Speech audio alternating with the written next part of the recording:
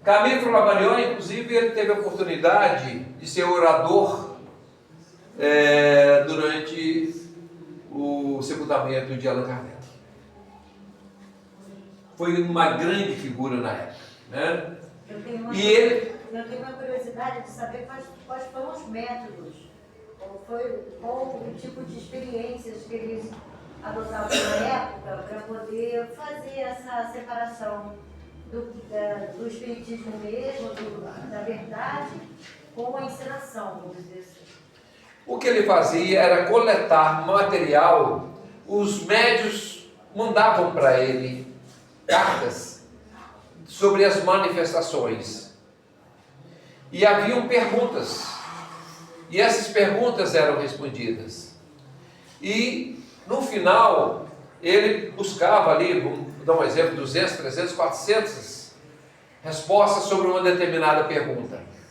E ali ele filtrava e tirava aquelas perguntas que mais atendiam ao bom senso, e havia uma comunicação entre elas, ainda que eram manifestações que muitas vezes eram escritas, ou melhor, eram psicografadas em regiões totalmente diferentes. Uma na França, outra nos Estados Unidos, outra na Ásia, outra na Europa, em lugares totalmente diferentes, que médicos que nunca se viram, e conseguiram reunir e buscar essas informações, né? E ele deu um grande impulso nos fenômenos psíquicos da época.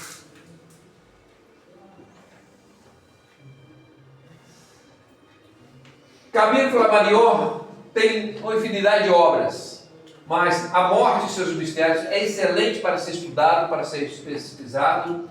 As forças naturais desconhecidas também. É uma linguagem simples, é uma linguagem que dá para entender com bastante facilidade, e são obras que vale a pena realmente estudar. Tem como ter Inclusive tem, você pode jogar na internet aí, no YouTube, buscar essas obras com muita facilidade. Que foram importantes para a transição entre a ciência materialista e a pesquisa psíquica. Então a gente vê que ele, nessa época, começou já a fazer essa transição, porque havia uma necessidade dessa transição. Cesare Lombroso, médico, criminologista italiano, inclusive grandes obras da advocacia, principalmente na área criminal, é ainda resultado dos trabalhos e pesquisas dele. Lombroso, inicialmente cético, tornou-se um pesquisador de fenômenos mediúnicos, após testemunhar eventos que não conseguia explicar. Ele investigou e trabalhou durante muito tempo com essa médium, Eusébio Paladino. Se vocês jogarem também no YouTube, vão encontrar um material riquíssimo sobre essa médium. E não foi só ele. Vários outros pesquisadores utilizaram dos trabalhos dessa médium para poder trazer vários exemplos e vários comentários em obras sobre o plano espiritual. Richer, médico também, Prêmio Nobel de Medicina. Então a gente começa a ver que eram pessoas que não poderiam, pela sua capacidade e sua forma de entender e compreender a vida e o mundo, não serem loucos. Eram pessoas que realmente tinham um saber aguçado, desenvolvido, que abraçava essas causas para poder impulsioná-lo. Ou seja, eram espíritos evoluídos que tinham por missão, por propósito, de alavancar a doutrina espírita no que tange a questão da ciência. Dessa forma, ele teria o plano espiritual trabalhou com médicos, com cientistas, simplesmente pela credibilidade, para que as outras pessoas pudessem se interessar Sim. e pesquisar realmente. Com certeza, né? Então havia um propósito sobre isso. E Richer, ele criou um termo, vários termos foram criados, porque não havia, né, uma expressão, um termo espírita, sobre o que hoje nós chamamos de metapsíquica, que é, na verdade, a parapsicologia. Né? A parapsicologia é o ramo que consagra a psicologia, que trabalha mais as coisas tidas como sobrenaturais. Oi? Eles eram médicos.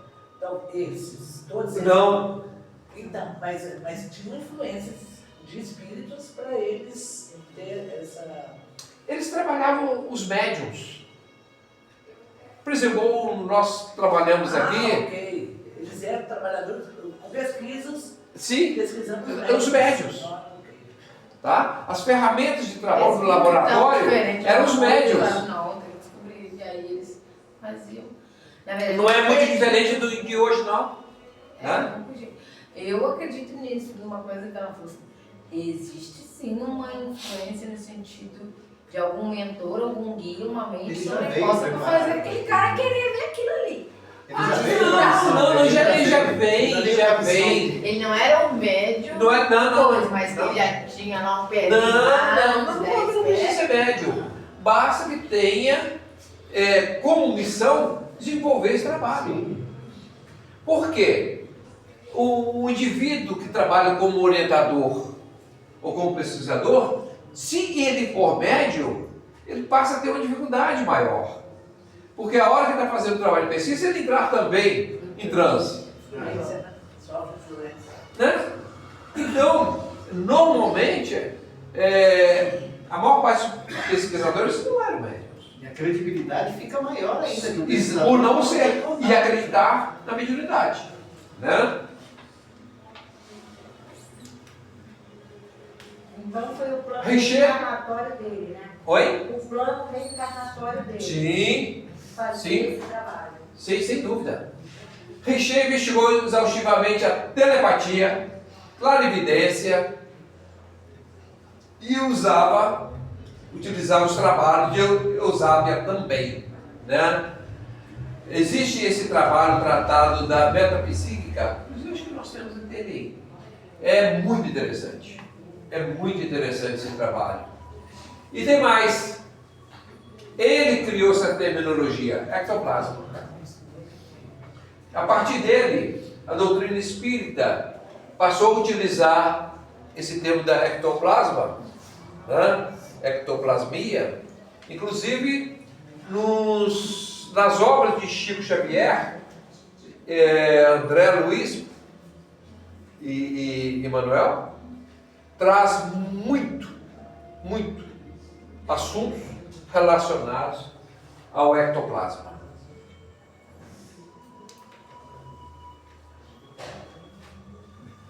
Frederic, um dos fundadores da Sociedade de Pesquisa SPR na Inglaterra, foi um dos maiores teóricos das pesquisas psíquicas do desenvolvimento do conceito da mente subliminar, subconsciente. Então, eles começaram a entender que os conhecimentos da ciência da doutrina espírita estava muito ligado à parte da psicologia, né? Ligado à mente.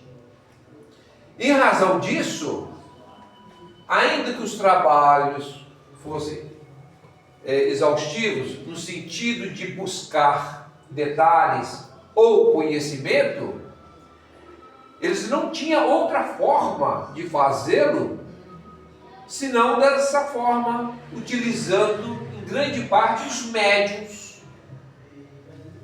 da época. Né? Por quê? Os médiuns eram, na verdade, os laboratórios que eles precisavam para desenvolver esses trabalhos.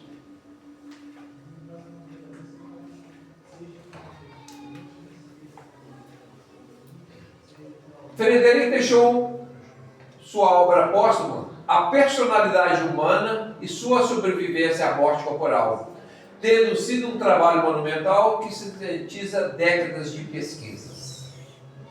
Ou seja, cada um contribuindo para que hoje nós pudéssemos ter o que nós temos hoje. Essa gama de informação, né?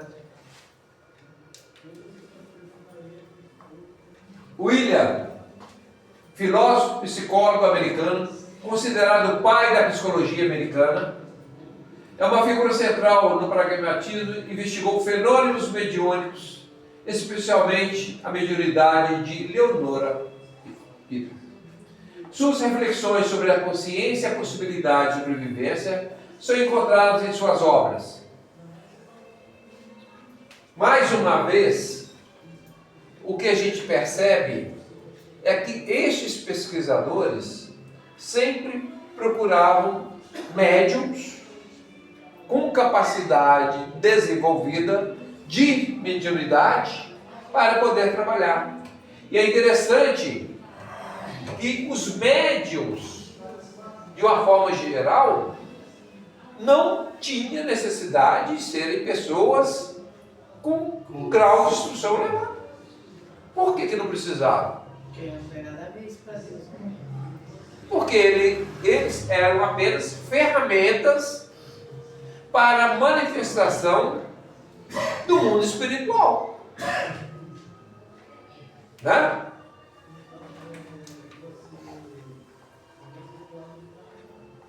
Stevenson, 1918, 2007, já está chegando próximo de nós, não é isso? Psiquiatra americano da Universidade de Virgínia, notório na sua pesquisa sobre o caso de crianças que alegavam lembrar-se de vidas passadas. Estevam dedicou a vida a investigar rigorosamente esses relatos, coletando dados impressionantes e procurando evidências que pudessem ser verificadas. Entre suas obras, 20 casos sugestivos de reencarnação.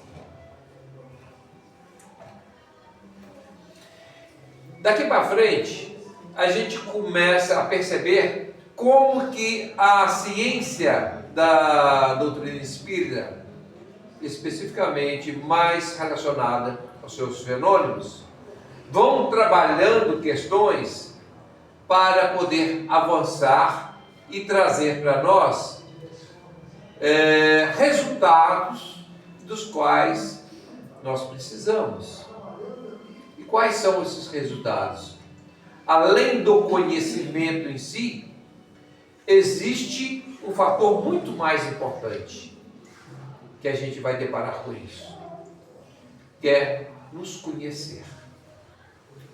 Nos conhecer enquanto espírito que somos, para que a partir daí a gente possa trabalhar a nossa condição de existência física, que é muito mais interessante, muito mais importante do que o desvendar conhecimento do plano espiritual. Porque a nossa preocupação em grande parte é muito mais com a morte do que com a vida. E nós temos que nos preocupar muito mais com a nossa existência, com a nossa vida. Porque quando ocorrer o desencarne, nós vamos aproveitar do mundo espiritual da forma como nós procedemos aqui enquanto vida estávamos na carne. Então, essa consciência é que vai nos permitir cada vez sermos pessoas melhores em todos os sentidos.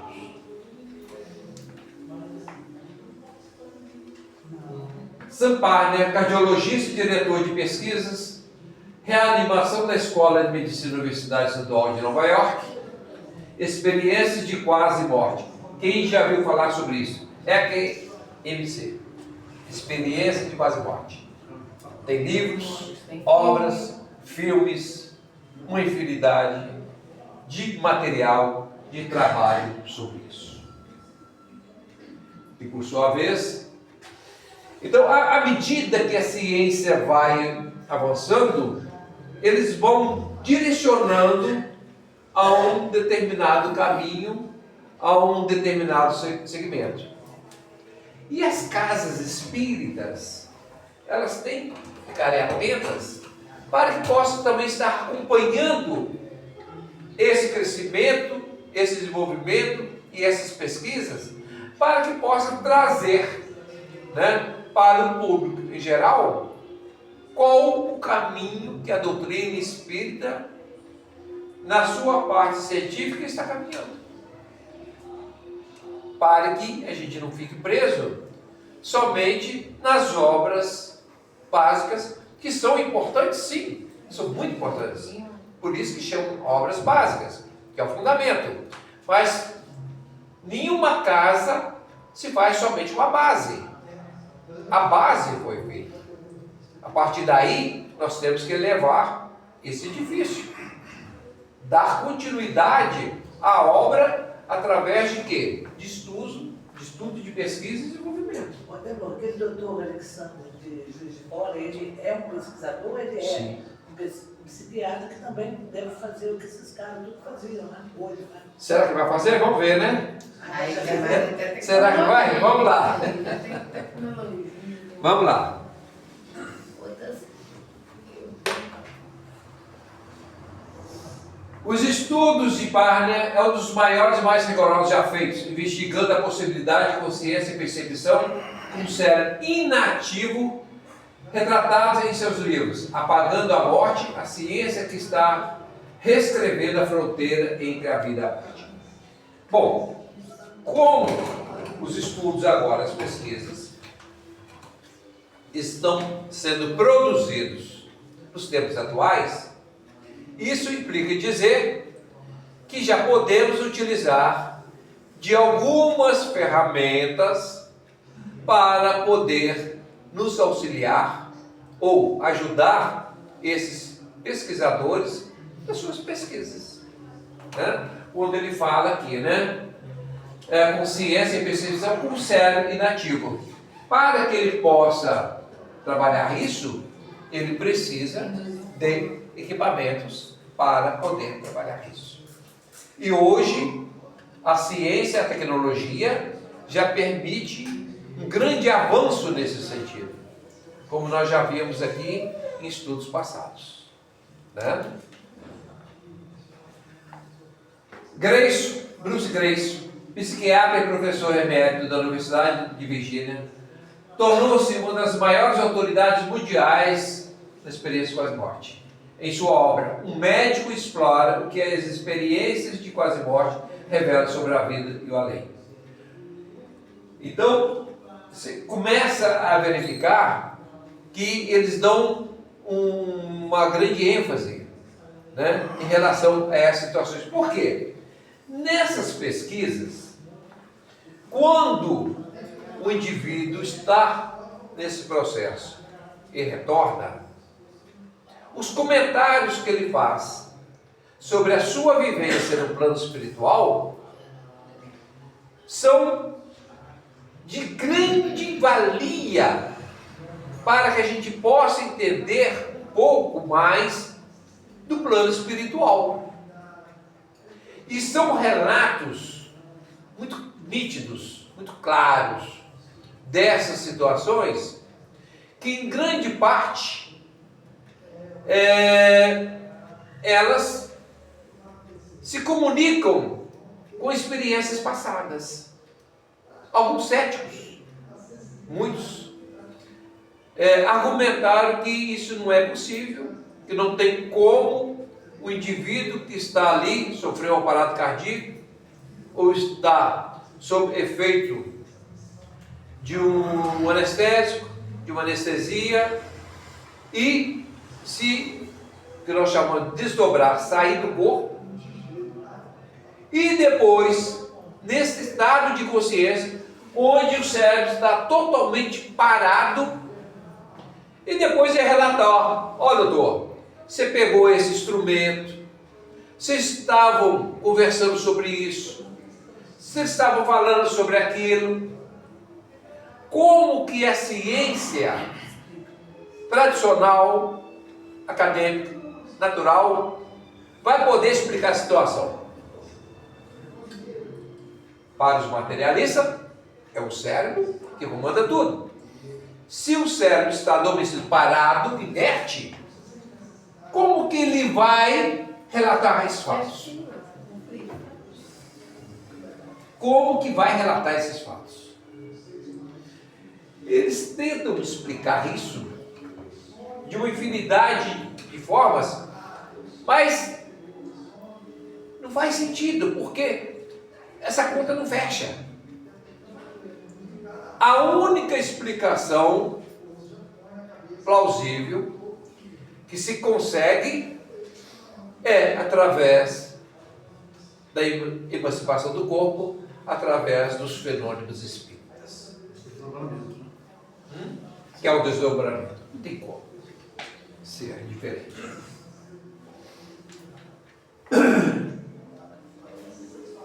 Logue, oncologista, fundador da NDRF, constitui um dos maiores arquivos e relatos de EQMS no mundo. Estudou milhares de relatos, identificou padrões consistentes. Seu livro, Evidência de Vida Após Morte, apresenta suas análises e conclusões. Ou seja, são muitos relatos, são muitos fatos, são muitas pesquisas. Não com qualquer pessoa, mas com pessoas realmente que têm credenciais para poder estar falando, escrevendo, publicando, discutindo e palestrando sobre o assunto.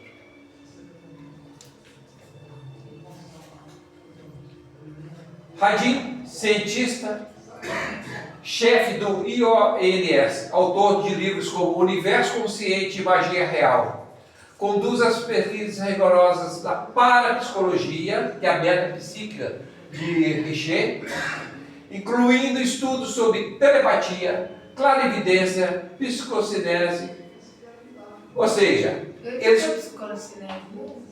do material que você vê, coloca aqui, vê onde esteja. Tá. Aquele já vi. Com compreensão espidamente e a sua capacidade. Paulo Frutuoso, atual palestrante, grande trabalhador da doutrina espírita, residente em Niterói. É conhecido por uma visão integrativa da medicina.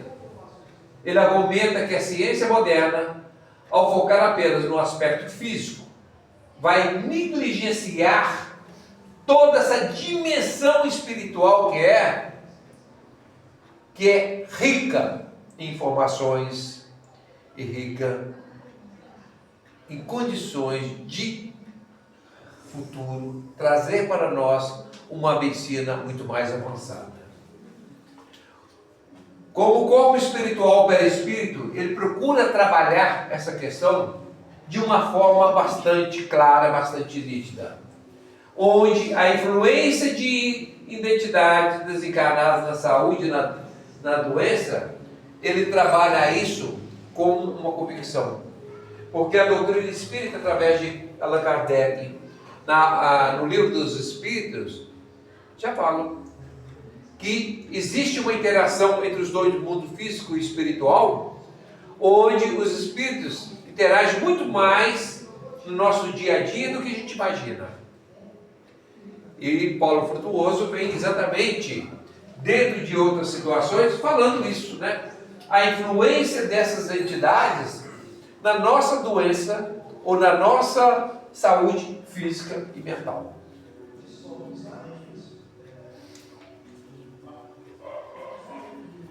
Segundo o entendimento do Dr. Paulo, as curas espirituais não são milagres, mas sim a aplicação de leis físicas, químicas e biológicas ainda não totalmente compreendidas pela ciência atual.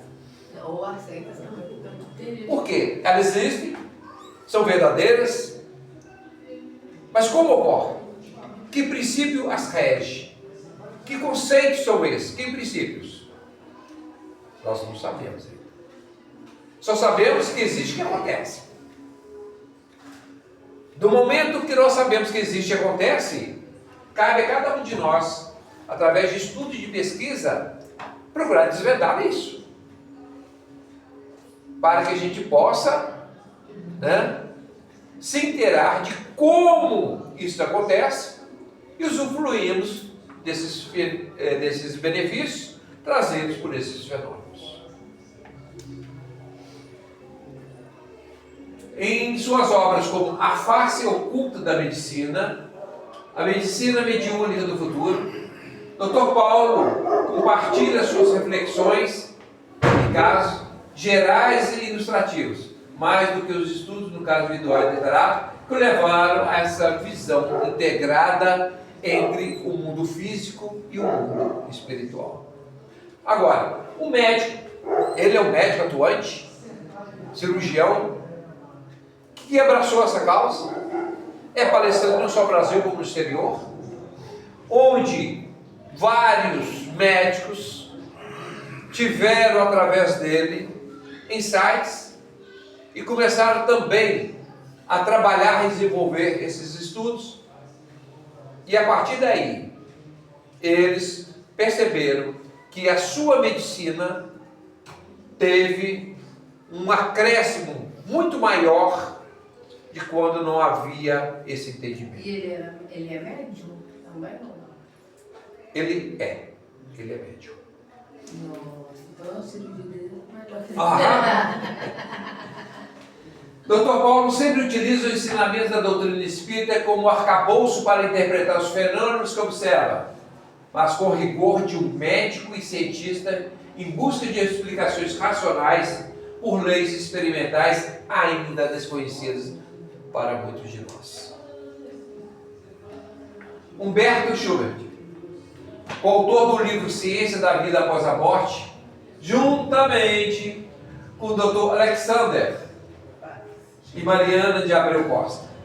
Schubert é um dos pesquisadores do NUPES e tem contribuído significativamente para a filosofia da ciência, da ética na pesquisa e espiritualidade dos estudos sobre sobrevivência da consciência. A sua mãe também foi uma grande médium.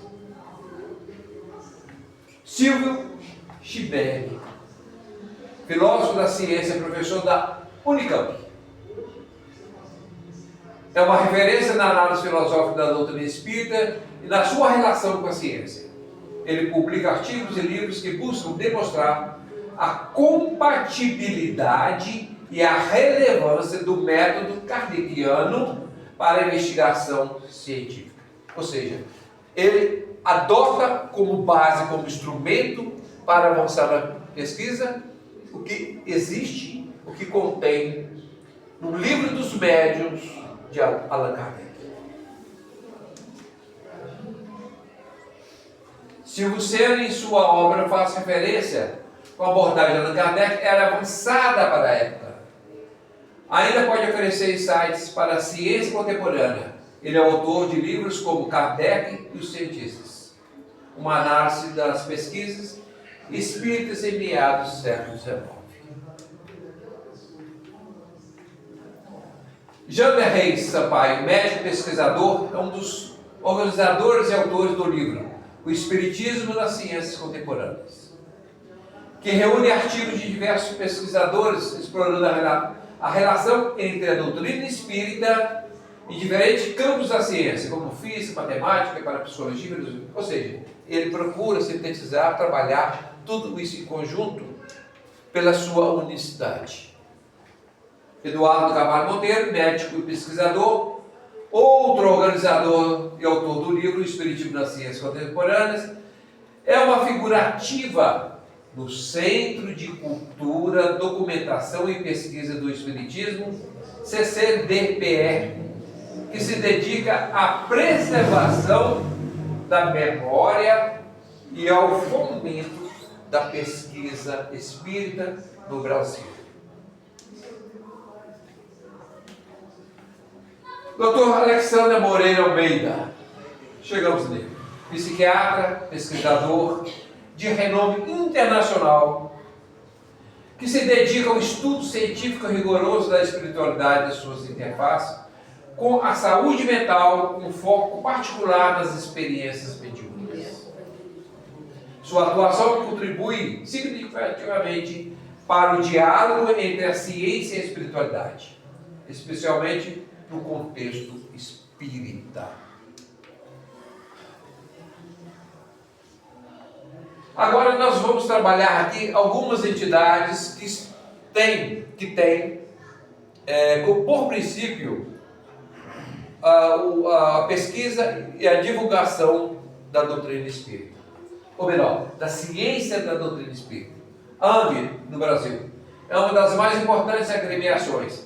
Reúne médicos, profissionais de saúde, pesquisadores, que buscam estudar os fenômenos da cura espiritual, a mediunidade e a relação entre saúde e espiritualidade, a rigor da ciência médica.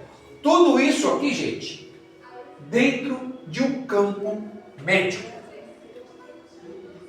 dentro de um campo da medicina. Não estamos falando no campo da religião e nem da filosofia. Estamos falando no campo científico da medicina. Tem neurocientistas também. Oi? Neurocientistas também. Sim. Sério? Sim.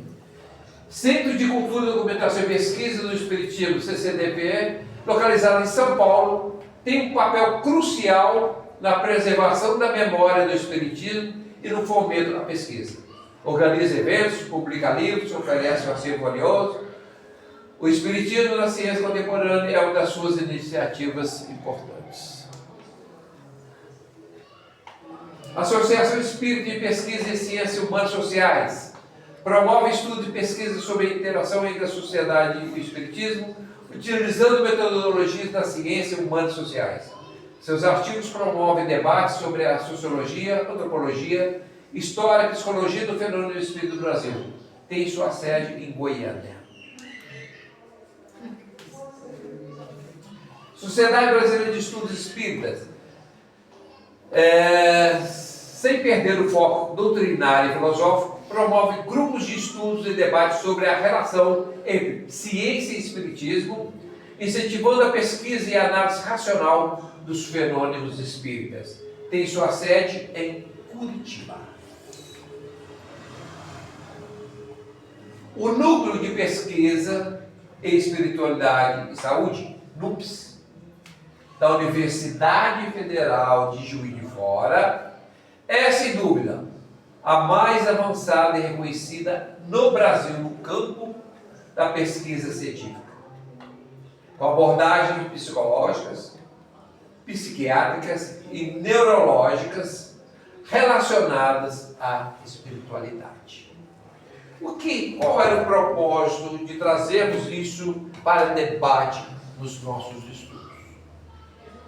É comprovar cada vez mais que a doutrina espírita saiu daquele patamar de apenas religião ou da filosofia para adentrar num campo vasto, enorme da ciência, do qual ela tem um dos seus pilares para avançar nos anos vindouros, para que possa trazer para nós toda a informação necessária para a nossa saúde física, mental, psíquica e espiritual. Então ela tem por objetivo fazer a promoção do nosso desenvolvimento intelectual, buscando dentro dessa área o nosso crescimento e o nosso desenvolvimento. Porque lá atrás, Kardec já afirmava que a doutrina espírita é muito mais do que uma filosofia e uma religião. É uma ciência. E mais, em algum momento no futuro, se o que se ensina hoje na doutrina espírita, a ciência, entrar em convergência, ele diz o seguinte: fique com a ciência. Por quê? O futuro realmente se baseia na ciência de uma forma plena e total. Por isso que a gente abraça e procura divulgar os trabalhos dentro desse conceito, desse princípio, que não é só filosófico e religioso, mas também científico.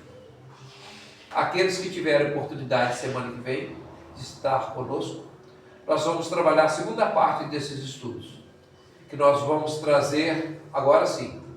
Senhor Sodré, se a gente é doido ou não?